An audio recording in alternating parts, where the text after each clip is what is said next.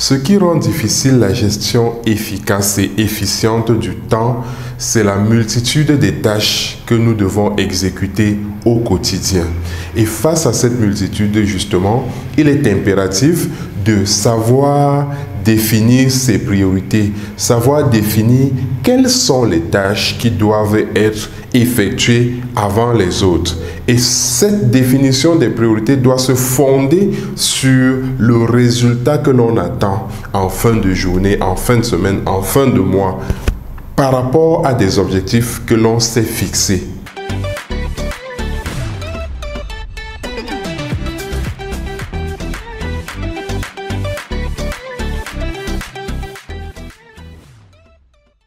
Salut, je suis Emmanuel Blaise Tapon et je te souhaite la bienvenue sur Craft Better You, la chaîne des gens qui veulent tirer le meilleur d'eux-mêmes. Si tu arrives ici pour la première fois, abonne-toi à la chaîne et active les notifications pour être informé à chaque fois que je mets en ligne une nouvelle vidéo. Et en guise de cadeau de bienvenue, je t'offre ceci. C'est un petit ouvrage que tu liras rapidement et qui te permettra de te mettre sur le chemin de la productivité. Clique simplement sur le lien qui figure dans la barre de description pour télécharger ton exemplaire et te mettre à la lecture à la fin de cette vidéo. Ce qu'il importe de savoir, c'est que nous n'avons pas plus de 24 heures au cours d'une journée. Un tiers des 24 heures est consacré au sommeil. Ça veut dire qu'il reste 2 tiers pour la gestion des tâches quotidiennes. Et dans les 2 tiers restants, nous avons des routines quotidiennes. Par exemple, se brosser les dents, prendre son bain, prendre son repas ou ses repas. Et tout cela doit être comptabilisé dans le temps pour une gestion efficiente. En fin de compte, on va constater qu'il ne nous reste qu'un tiers des 24 heures pour les activités de production. Raison pour laquelle il est important de savoir définir nos priorités par rapport à ce temps-là. C'est ce que nous allons voir dans cette vidéo à travers un outil très efficace appelé la matrice d'Eisenhower.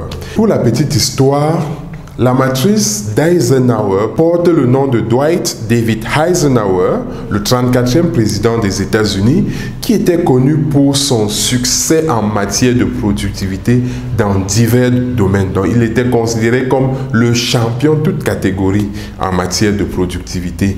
Et son secret, c'était justement cet outil, la matrice d'Eisenhower, qui est un tableau à 4 cadrans qui permet de classer les tâches en fonction de leur importance et de leur urgence. C'est ce que nous allons voir tout de suite à travers cette petite formation consacrée à la gestion du temps et basée sur la matrice d'Eisenhower pour nous permettre de définir nos priorités. Définir ces priorités. La matrice d'Eisenhower. Comme je l'ai dit tantôt, la matrice d'Eisenhower, c'est un tableau à 4 cadrans. Donc, nous allons dessiner notre tableau. Voici comment se présente cette matrice. Les tâches doivent être classées en fonction de leur urgence et de leur importance.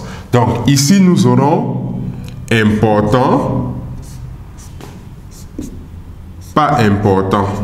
De ce côté, nous aurons urgent et pas urgent. Nous avons des tâches qui sont importantes, nous en avons qui ne sont pas importantes. Nous avons des tâches qui sont urgentes et nous en avons qui ne sont pas urgentes.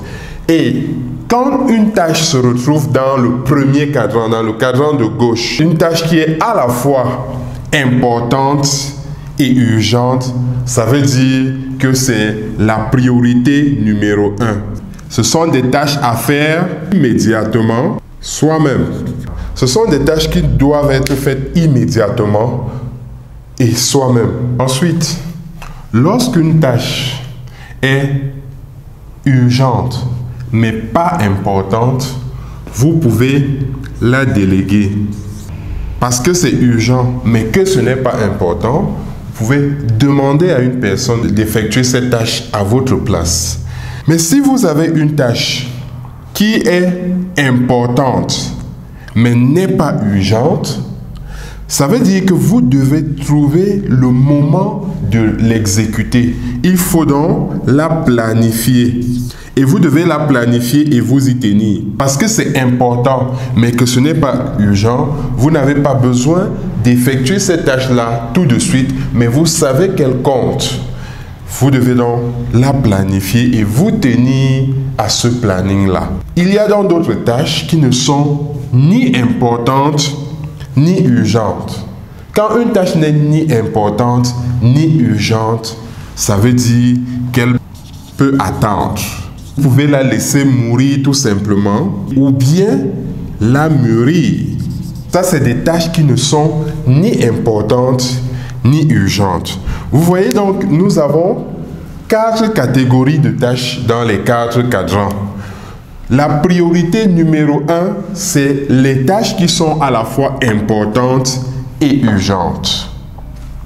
Ce sont des tâches que si vous ne les exécutez pas, maintenant, vous perdez beaucoup. Il faut donc les exécuter sans tarder. Et quand une tâche n'est pas importante, mais qu'elle est urgente, vous devez trouver quelqu'un qui peut vous aider à effectuer cette tâche-là pendant que vous vous occupez de la tâche qui est à la fois importante et urgente. Rappelez-vous que nous n'avons pas 24 heures. Nous n'avons que le tiers des 24 heures pour l'exécution de ces activités. Et maintenant, lorsqu'une tâche n'est pas importante et qu'elle n'est pas urgente, vous pouvez la laisser mûrir ou la laisser mourir. Ce n'est pas nécessaire, ça ne vous apporte rien. Et quand une tâche n'est pas urgente, mais qu'elle est importante, vous devez la planifier et vous tenir à ce planning-là parce que le fait qu'elle ne soit pas urgente maintenant n'enlève rien au fait qu'elle deviendra urgente dans peu de temps. Donc, il est important de savoir planifier ses activités. L'autre chose qu'il convient d'indiquer, c'est que selon le principe de Pareto, 20% des tâches que nous avons à effectuer au quotidien représentent 80% des résultats que nous attendons ou que nous obtenons. Ça veut dire que 20% des tâches que nous devons effectuer comptent plus que les 80 autres. Ce qui veut dire que certaines tâches sont là juste pour meubler notre temps, mais elles ne nous apportent pas concrètement des résultats qui nous permettent d'avancer. Et c'est pour cela que nous devons absolument identifier nos priorités, définir les tâches qui font partie des 20% qui comptent, les faire passer en priorité pour que celles qui font partie des 80% qui constituent le décor viennent par la suite. Donc, c'est la première des choses qu'il faut savoir sur la définition des priorités. Donc, toutes vos questions sont les bienvenues.